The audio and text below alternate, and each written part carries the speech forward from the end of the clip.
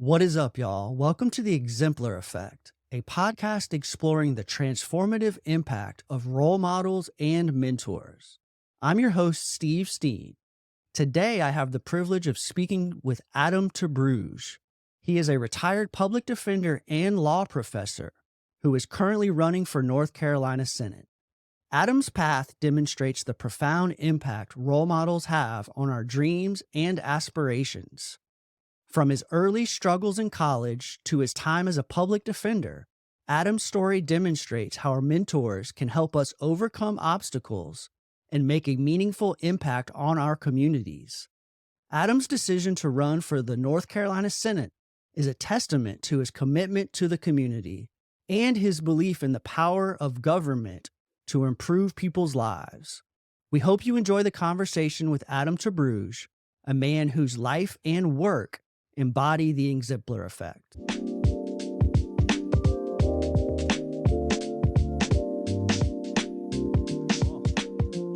Adam Tebrugge, thank you and welcome to the Exemplar Effect Podcast. I'm very excited to have you here today to chat with me.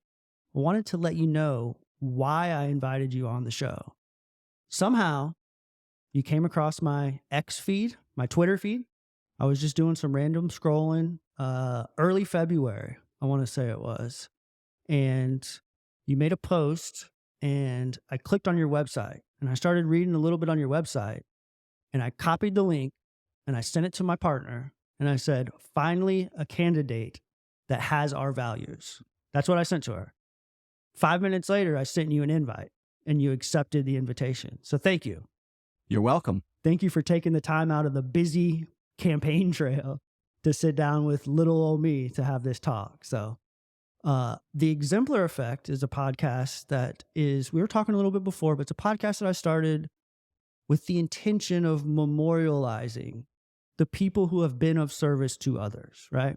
You've been a man of service most of your life, it sounds like. So I wanted to ask you kind of, who were your influences? Were there any role models in your life? Anybody that played a role in kind of your development and the direction that you decided to go? So what I'm going to do is talk about a 2-year period in my life from 1979 to 1981, basically from the time when I was 18 and 19 years old. I was enrolled at a small liberal arts college in Sarasota, Florida called New College. And New College was considered the honors college of the state system, and it had a contract system instead of grades. So you had a professor that was assigned to you, and you contracted the amount of work that you were going to do. Well, the person who was assigned to me initially was a fellow named Jay Mosley. And Jay was a pretty straight-laced fellow. He taught religion there at New College. I was interested in religion studies, and so I thought he would be a good fit.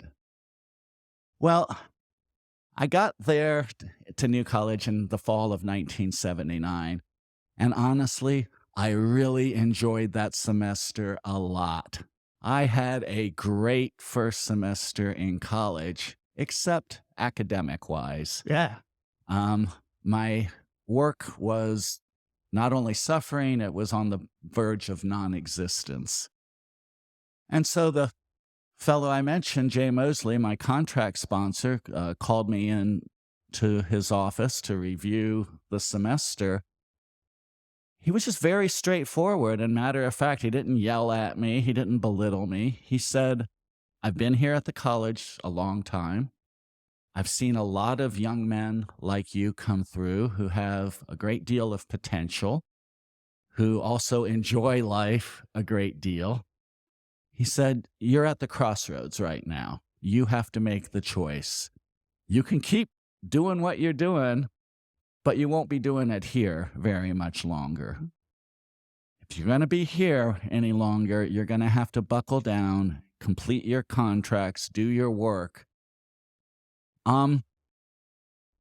That was the first message that was delivered and received.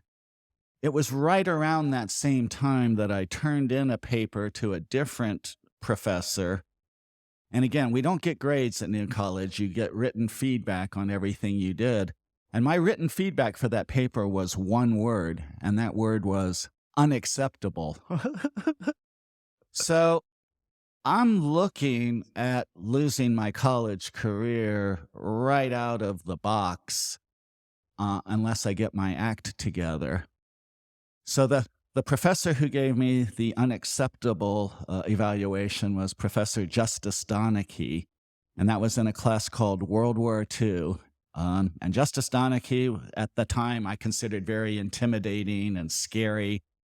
But what could I do? I had to go see him and ask what I could do to salvage my paper. And he looked me in the eye and said, "Throw it out. Start over again. Your research was terrible. Your writing was terrible. You didn't put enough effort into it. You need to start over and do it completely fresh." I did.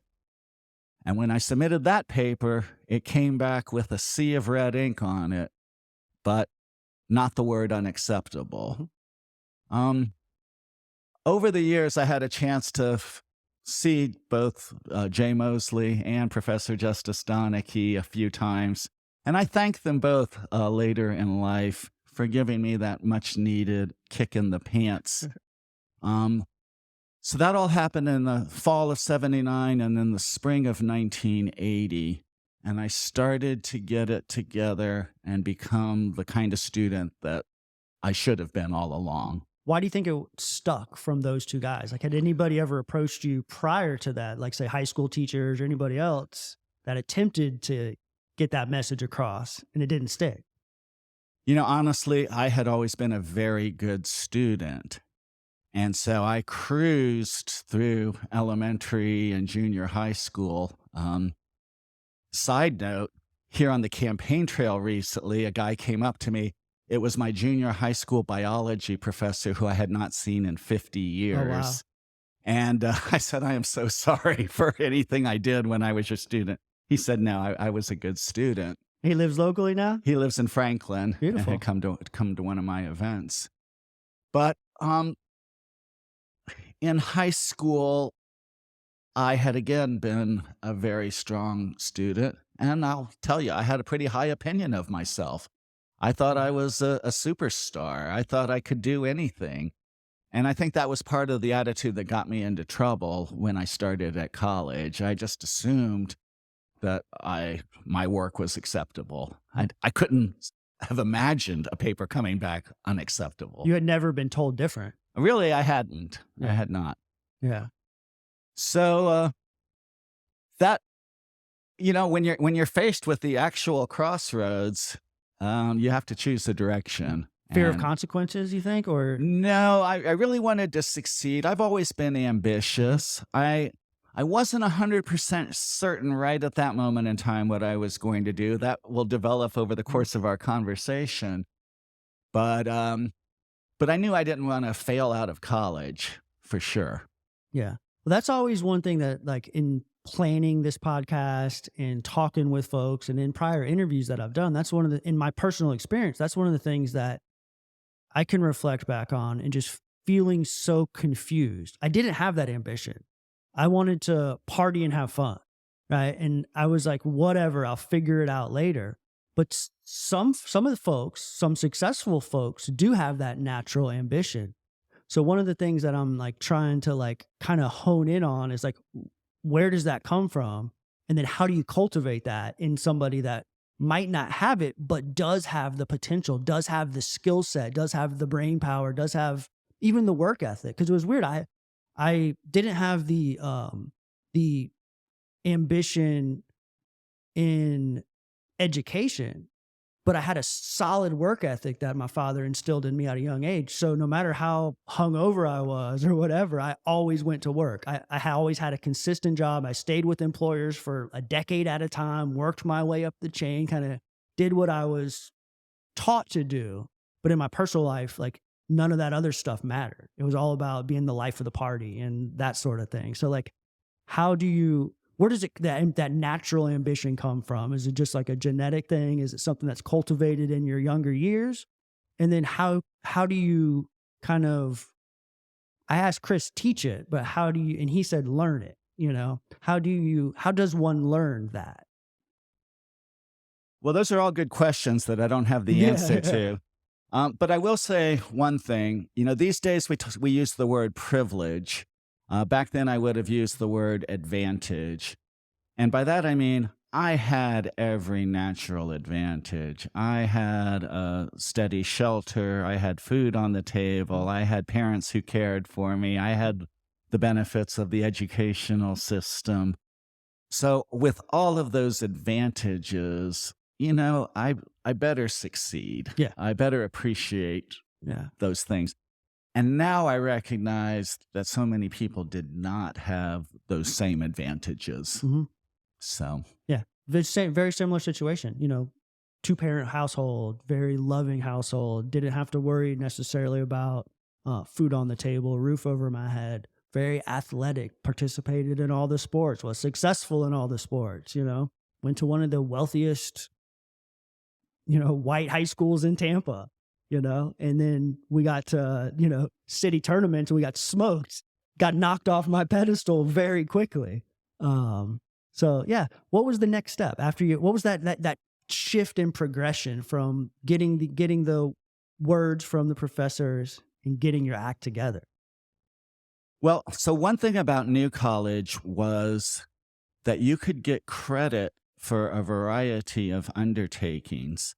And so I became aware that Florida Governor Bob Graham was offering an internship program in his office.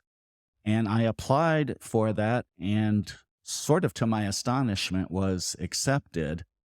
So for the spring of 1981, I left Sarasota and moved up to Tallahassee and started working for Governor Bob Graham in his speechwriting and press office. And that brings me to a couple of other mentor role model types that I encountered at that time. The first of whom is named Jill Chamberlain. Jill was Governor Graham's press secretary, and she was also a graduate of New College from the charter class. So Jill knew what buttons to push with me. She knew how to get my talents out of me, and she took care of me in that she started making sure that I could go with her to sit in on the morning meetings with Governor Graham. And at those morning meetings would be people like Attorney General Jim Smith or Senate President Dempsey Barron. And that brings me to Governor Graham. Governor Graham was really a role model for me. When I was working for Governor Graham, he was still a young man. He was, I think, in his mid to late 30s at that time. He rolled out of bed in the morning thinking about what he could do to make Florida a better place for the people. And he was just consumed with that all day long. But he was also a very genial individual and very easy to get along with. So that the first time I go into morning meetings, of course, I'm 19 years old. I'm nervous. I'm scared. There's all of these bigwigs in the meeting. Governor Graham sees me there. Who's this? Hello, Governor. My name's Adam Tebrugge. Well, where are you from, Adam? New College. Well, how's their football team doing this year? Well, Governor Graham knew full well that New College did not have a football team. He knew all about New College thanks to Jill Chamberlain. But for the rest of the time that I worked there, that was sort of the running joke that he kept up with me. Did you participate in that joke? Did you give? I did, because you know what? That instantly made me feel at ease. That I had this little connection with the governor. I knew what he would say when I saw him. You find that out about politicians, that they learn one thing that they can talk about with people and they stick to bring it up every time. But like I say, Governor Graham would introduce me around at these meetings to the other people there. He even would occasionally ask for my input on something. And I actually got to write speeches that he delivered. Now, I wrote the more ceremonial type speeches, like for the opening of the new Skyway Bridge, Oh, wow. things like that. And another funny thing about Governor Graham is no matter what speech you handed to him, he was likely to set it aside and go to his very familiar talking points that he had. But that one day, he actually gave some of my remarks that ended up in the paper, and that made me feel pretty special as well, that here I am, 19 years old, and I'm writing speeches that the governor of Florida is giving and that the newspapers are reporting on. Yeah. You know what I really think happened that year is that I grew up. Just matured, like naturally Matured. Mhm. Learned how to be more of an adult. Learned about the workforce and having to show up every day and be dressed appropriately and have good interactions with your fellow workers. And being around such like important or influential people, it kind of takes you out of that like selfish mentality, and you're participating in something that's greater than yourself. You're participating in something that's important to all Floridians. And the legislative session takes place in the spring in Florida. So I was able to go, the legislature met right below the office where I was at. I could take the elevator down at any point in time and walk into chambers and watch what was happening. So I had an idea about politics and about government before then, but this was like total immersion into the subject. So that was one of the more memorable semesters of my educational career. And then it led directly into something else. So I was in Tallahassee at that time, and I finished up, say, in May, at the same time the legislative session did. Well, now what was I going to do for the summer? Well, my uncle, Tommy Vann, who was always my favorite uncle, guy I liked hanging out with the most, he was an attorney in Thomasville, Georgia, which is just about 30 miles away from Tallahassee.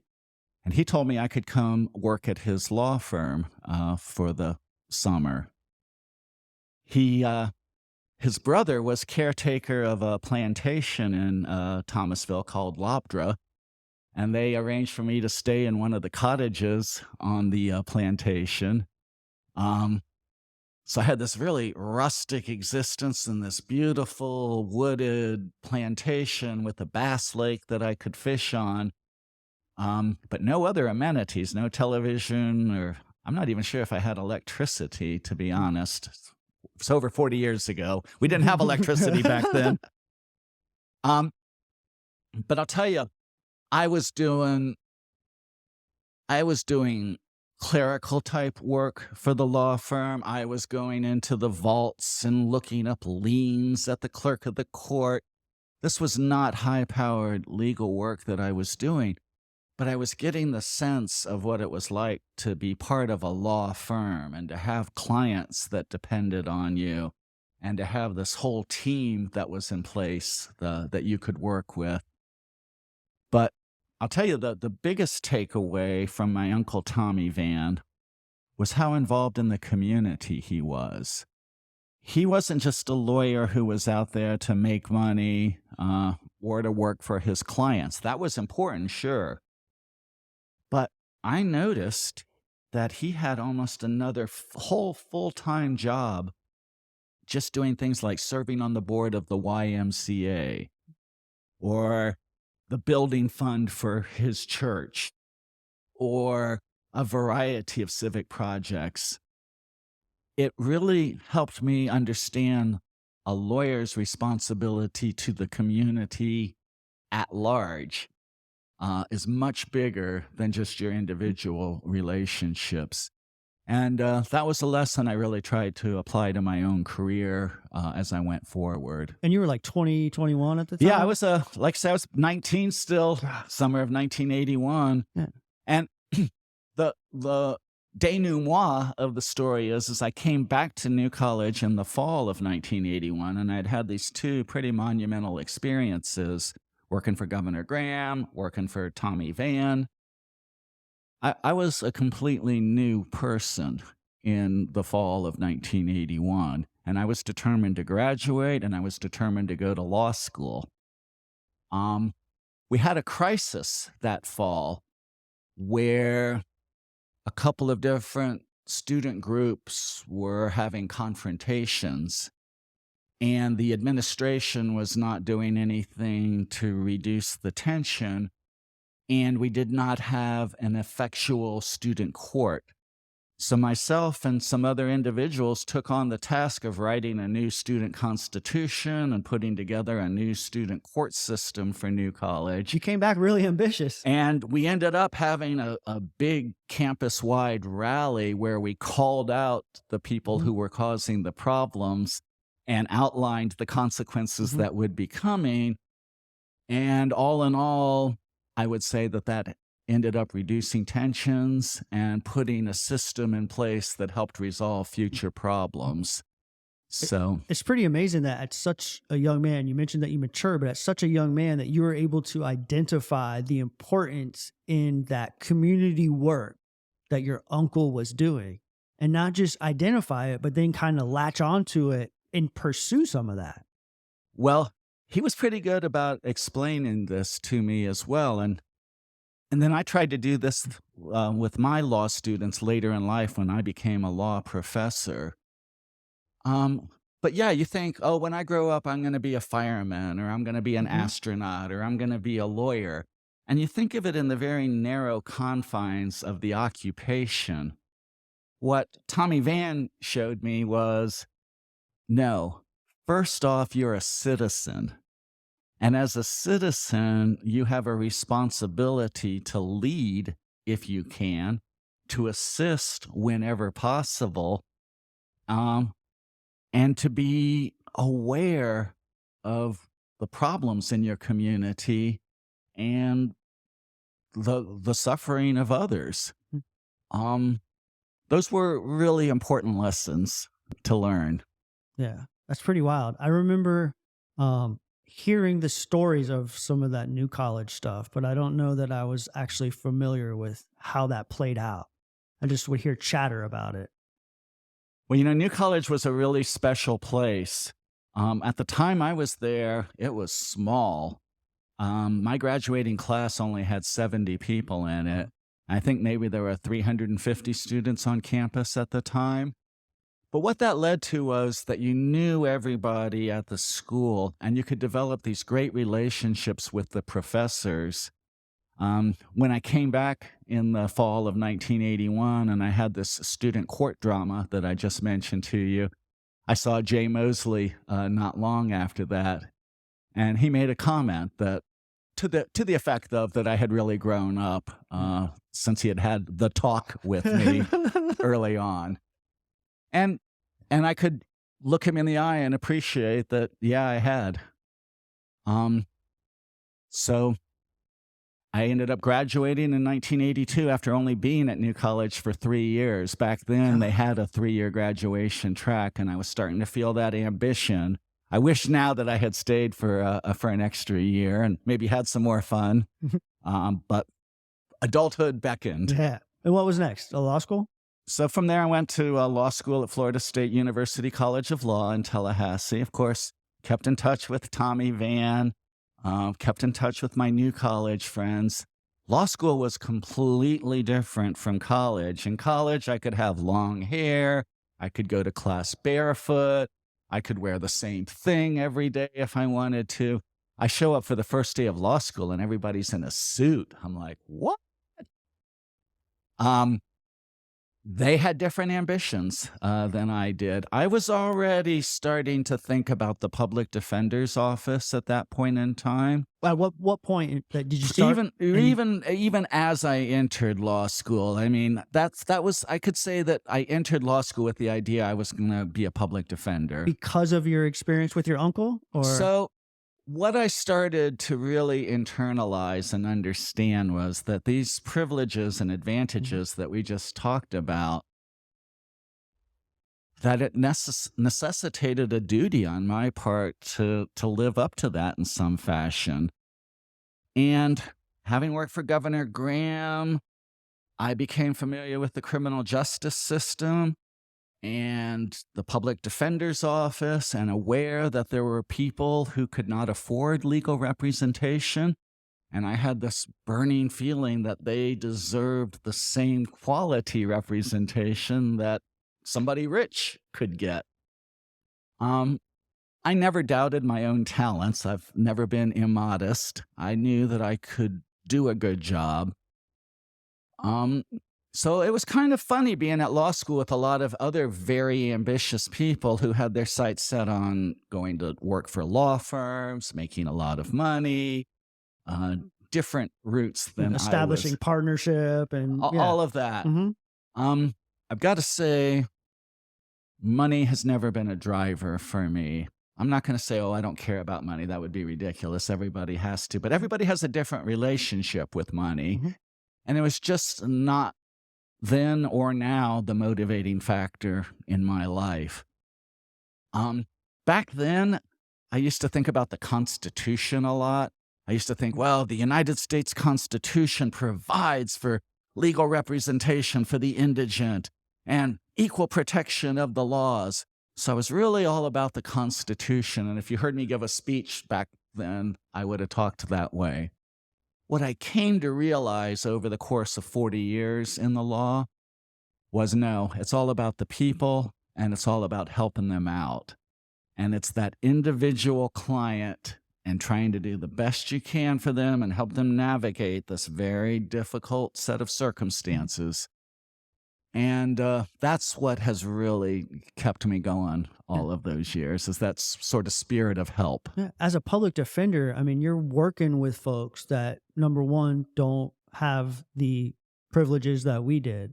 But number two, you're working with them at probably one of the most crisis-filled points of their lives, regardless of what the case is. Just feeling all that pressure and everything mounting. They're almost at their most vulnerable point. That's absolutely true. And when people are that vulnerable, sometimes they lash out. Mm-hmm. And that makes the job difficult for other people. I really prided myself on my relationship with my clients. And I wouldn't say that there were never any rocky roads. Of course there were. But my clients responded to me because they saw my passion and my intensity and that I was going to be working for them. But you're absolutely right. Not only are they at the worst point of their lives, but I was working on very serious cases. So all of my clients were in jail. Yeah. And they're locked up 24 hours a day, 7 days a week. And you're not. You're going on about your life and having beers after work. Got the air conditioning cranked down at home and watching the game on TV. Mm-hmm. And then you go see your client in jail and you wonder why they're so resentful of you. I always felt like going to the jail was one of the most important parts of the job, and just visiting the people and letting them know what information I could and listening to what they had to say. Mm-hmm.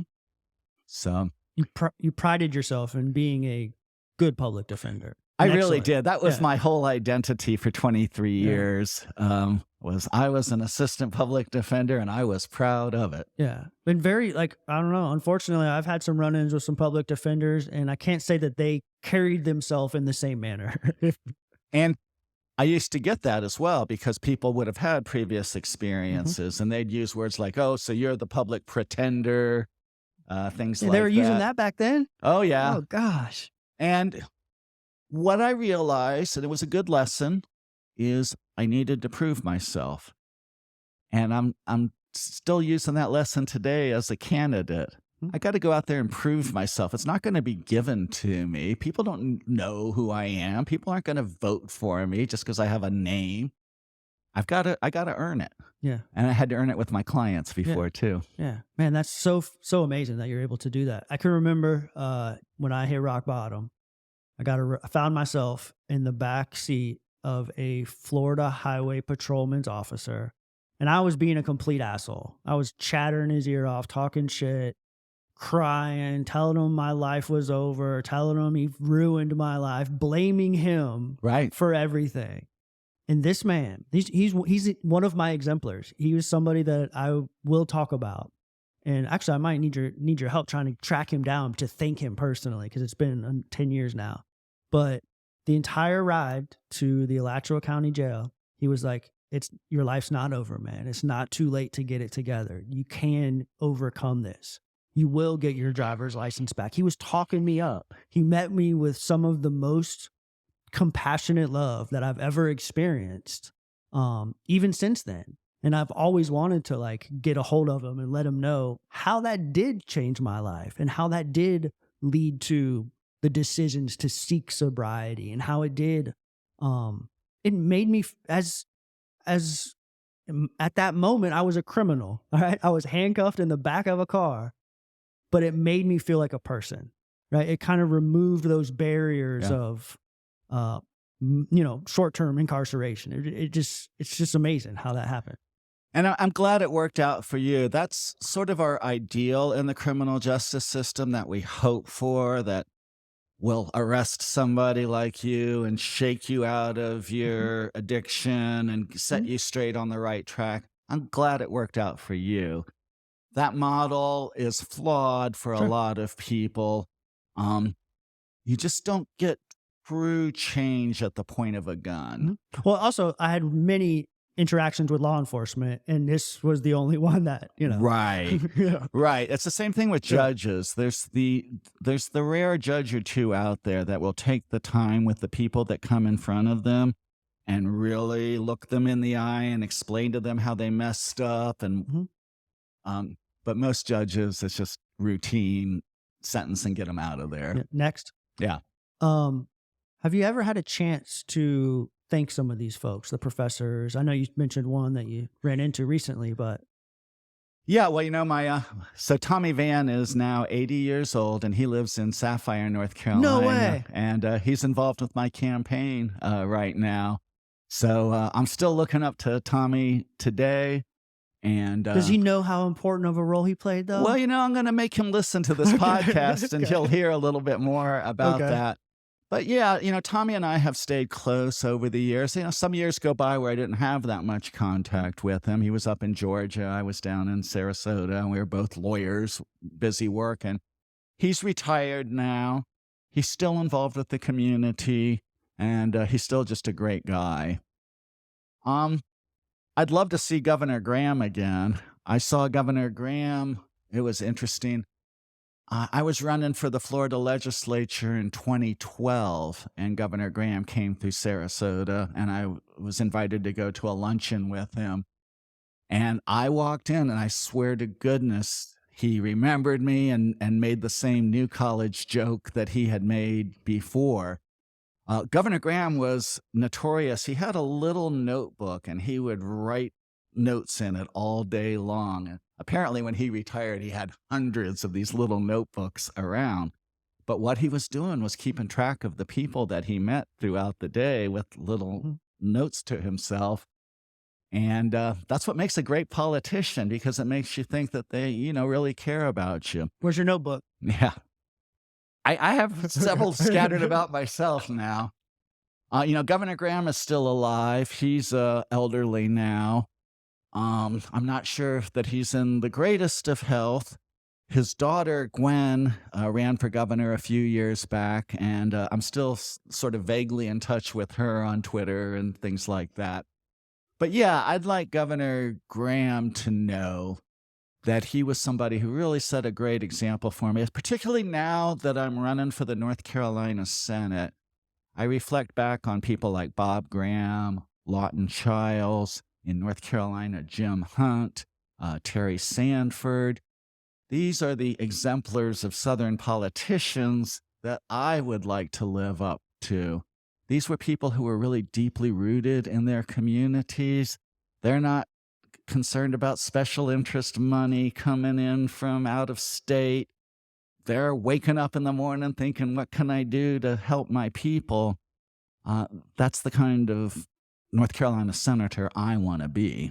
Yeah, I'm going to clip that and send it to his family. So let's talk about the campaign a little bit. And let's talk about what your plans are and how you kind of, because it's,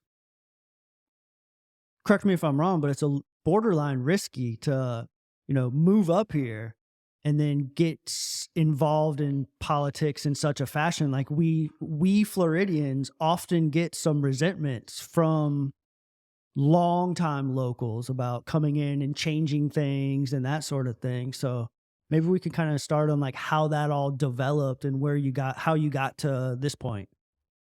Well, you're right about Floridians in North Carolina.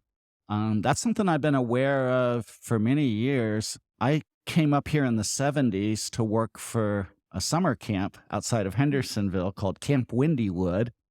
My mom had a bookstore and cashiers for one of those summers.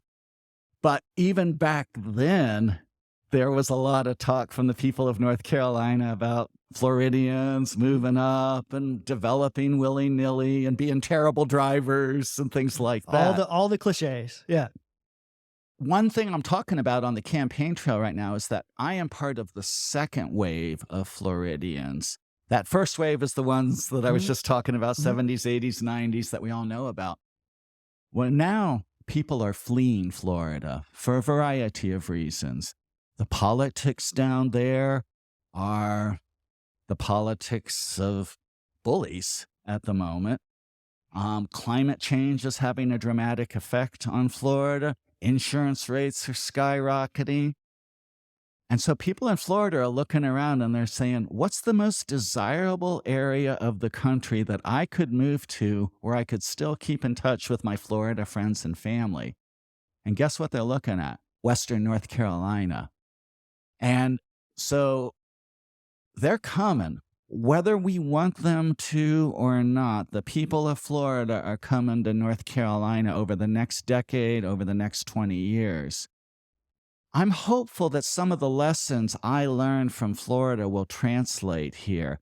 Honestly, I watched Florida be destroyed over the course of my lifetime. I watched its natural beauty be paved under. I watched the traffic situation deteriorate completely. I watched the water quality deteriorate. Part of my theme of this campaign is, please, let's not let North Carolina become Florida. So that's the first part of your question. So it sounds like you're approaching it with like a very localized perspective, with the emphasis again on the people of North Carolina.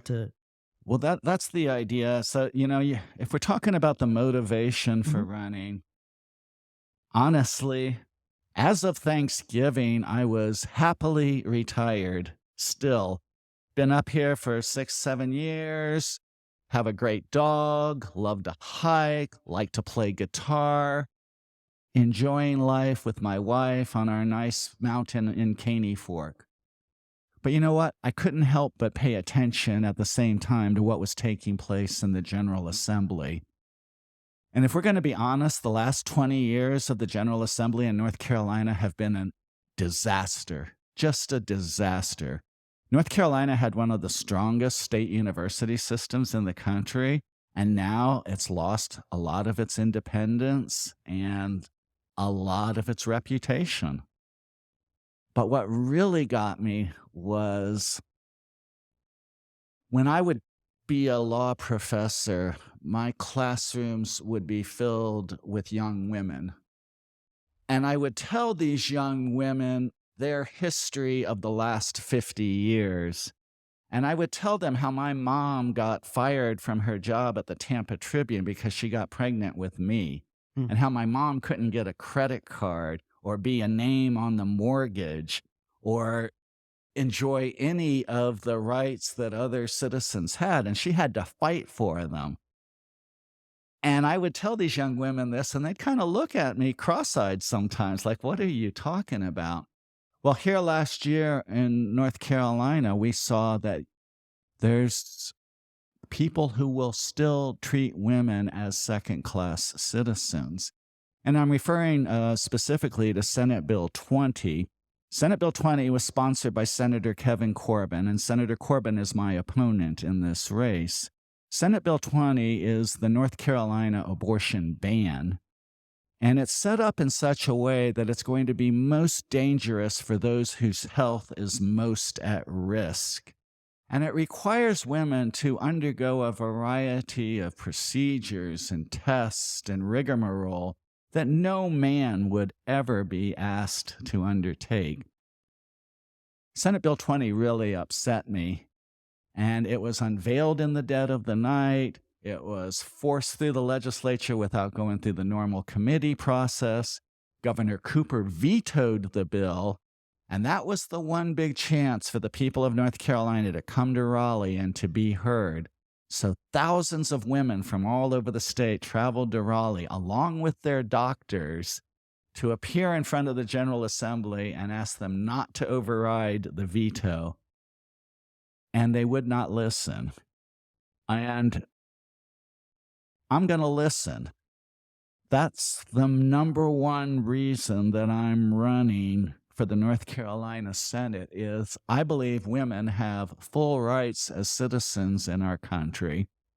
I will never vote to take away rights from women. Hell yeah. Say that one more time, but look right in the camera and say, I will never vote to take away the rights of women in North Carolina or anywhere else. Yeah. And I felt that Senator Corbyn could not run unopposed in this cycle, that he needed to be held accountable for his votes, and that the people of Western North Carolina who did not agree with second-class citizenry for women, that they needed a champion. So I'm here to amplify that during this campaign. Yes, I believe that's awesome. That's exactly what we need. How can people support you?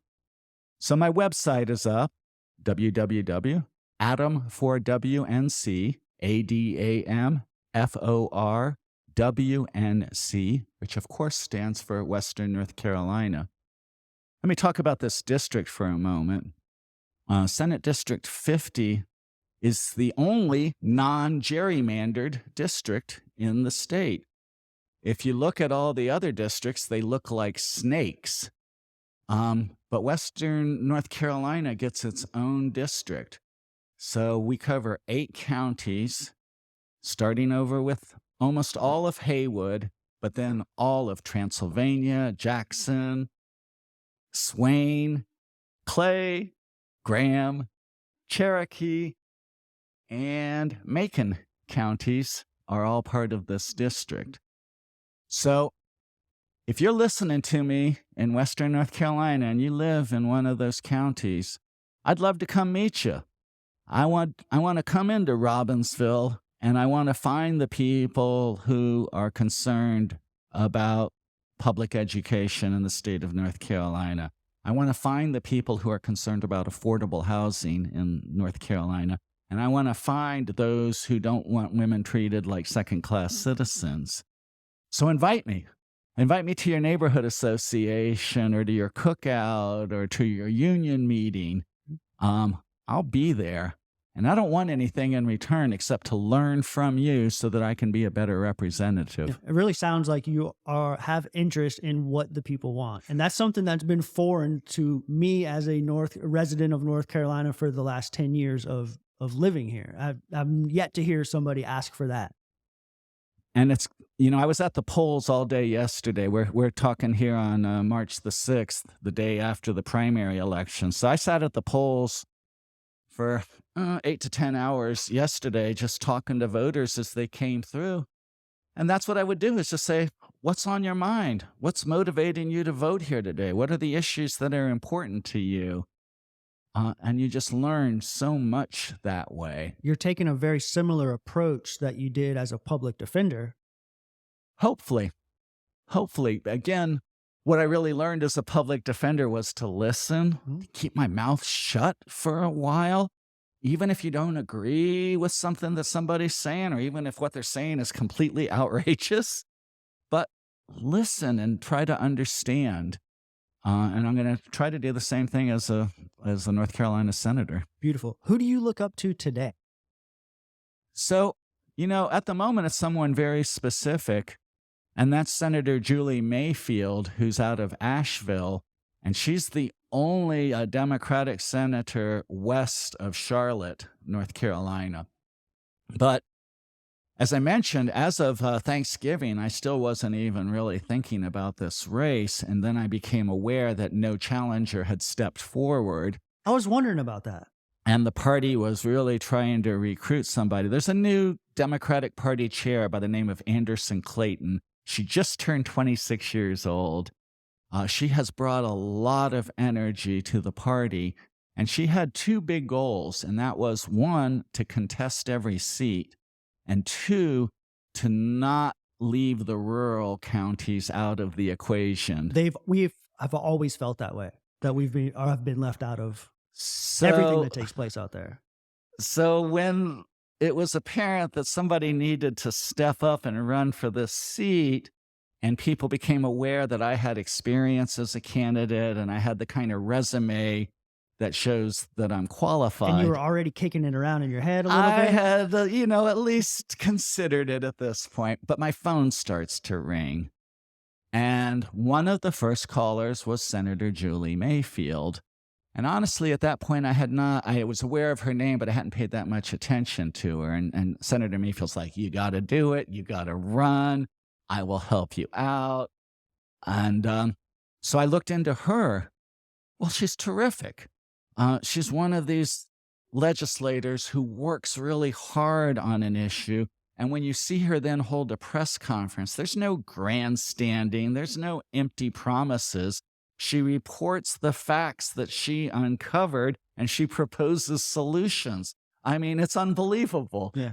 I've told Senator Mayfield that should I be fortunate enough to be elected, my first 6 months I will spend just following her around and doing what she tells me until I figure things out on my own. But I've had some regular contact with Senator Mayfield throughout this campaign. We haven't had a chance to get into too much depth on the issues, but she's been very supportive and she's just a great role model of what I would like to be in the North Carolina Senate. Yeah, lovely. That's awesome. How about the hyperlocal level, just here in the immediate Jackson County? Like, are you involved in any of that stuff? Are you aware of what's happening? I am, here? yeah. Yeah, so there's the Jackson County Democratic Party. And when I first got to town, I immediately stopped by headquarters and got my name on the mailing list. I had not been that involved until last year. Last year, I was elected the precinct chair for Caney Fork, which is where I live. And that's one reason I was at the polls at Caney Fork yesterday, was to make sure that we all got out to vote there. But we've got a really terrific Democratic Party here. There's some terrific women that work for the Democratic Party that, open up headquarters and put on events. And we've got a good party chair named Cody Lewis, who's running for the Jackson County Commission this cycle. So that kind of support is critical when you're running a state legislative campaign. But here's the kicker. So Jackson County, great. I live here. I've gotten to know the culture here. I've gotten to know the people here, and I've got the party support. There's 7 other counties out there where I have to do the exact same thing. And guess what? Each one is different. Each one has different key people, different key issues. So there's nobody that's organizing with those, 7 counties or 8 counties? Yeah, it's me right now. Besides you? I'm pretty much a one-man band at the moment. I'm out there trying to raise money at the moment, which is the lifeblood of campaigns. If I'm able to raise some money, I might be able to get a campaign manager on board. But, I've run my own campaigns before, and I know how to do it. And the number one thing I'm going to be doing, whether I have money or a campaign manager, is I'm going to be showing up everywhere between now and November. I still got 9 months to get out there and meet the people, to be at the events, to hear what's on people's minds. I know there's an uphill battle here, but I'm trying to change the narrative, and I'm trying to change the equation. People around here feel a little beat down, like it's almost pointless to try to compete. Even now, as a candidate, when I'm trying to raise money, people are saying, well, why should I contribute if you don't really have a chance? So I'm fighting that mindset as much as I'm fighting anything. I want to mention one big thing that I'm hopeful is going to change the equation. But right now I'm planning a rally for women's health care in Western North Carolina for Saturday, May 11th in Franklin, North Carolina. Senator Mayfield has agreed to appear at the event. I'm lining up some other speakers, some other talent. But most importantly, we're going to gather the women from this 8-county district and hear from them that day. And that's also where Senator Corbyn is from, Franklin, North Carolina. Right and in his backyard. I'm hoping we're delivering a message right to him on May the 11th about women in Western North Carolina.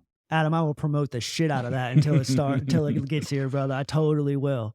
Before we wrap this thing up, we both have some baseball in common. And I wanted to ask you, we're both fans of the Tampa Bay Rays, big time fans. Adam tells me he watches every single game every night.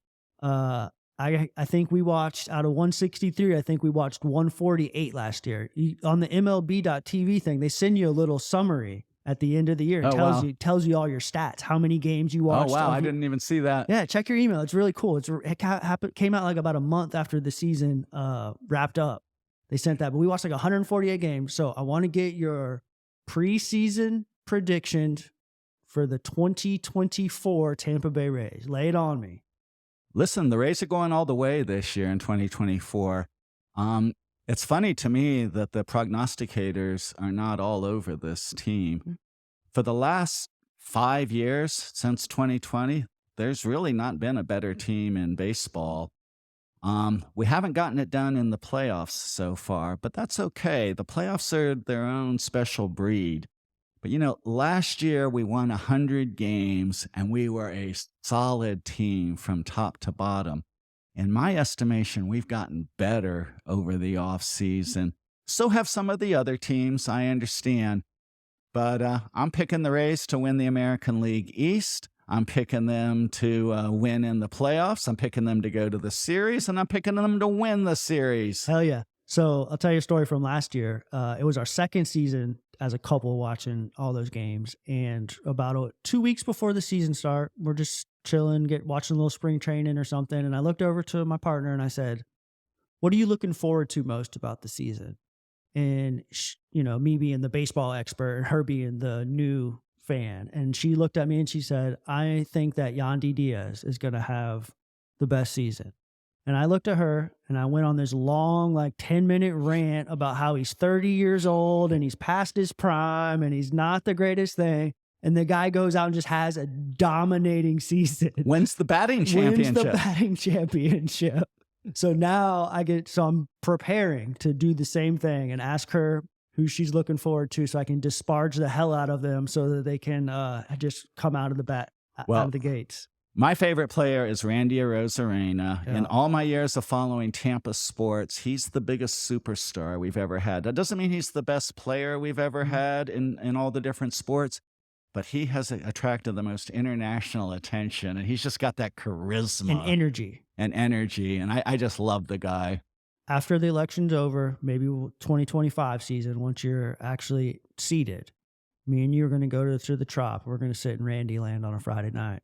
Sounds like a plan. Lock that in. Sounds like a plan. Adam, thanks for joining me today. Thanks for having me. Go ahead and run us one more time how people can get involved with you and support you and that sort of thing. Yeah, so I'm on all the social media platforms. Twitter is probably my home ground where I do most of my political work. But I've got a Facebook campaign page up, and I'm even on Threads and some of the Blue Sky and some of the other ones. Hoping to start doing some videos that I can get out there on TikTok and YouTube. I am a natural with videos because I had a television show for 10 years.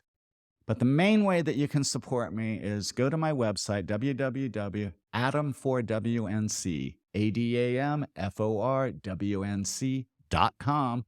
There you can find my Act Blue page where you can make a campaign contribution. You can find out about events like the upcoming Women's Rally for Healthcare. And you'll be able to find out some of my past and see some old pictures and things like that. My website already needs an update from when I launched it 2 months ago. Hell yeah. So hopefully I'll get on top of that soon. I'm looking forward to supporting you throughout this entire campaign. Well, I really appreciate that because this is the kind of support that I need is from like real people like you. Mhm. I'm not going to be pulling down that corporate money. One great thing about North Carolina, as opposed to Florida, candidates can't accept business money, insurance money, or lobbyist money. I got swamped with that in Florida. So all you individual contributors out there, you send me $25 or $50, your money really will go much further in North Carolina than I could ever do in Florida. Beautiful. Thank you so much for your time, brother. And maybe we'll do it again as this thing builds up and gets closer to election day. Well, I appreciate it. And thanks for having me on. Awesome.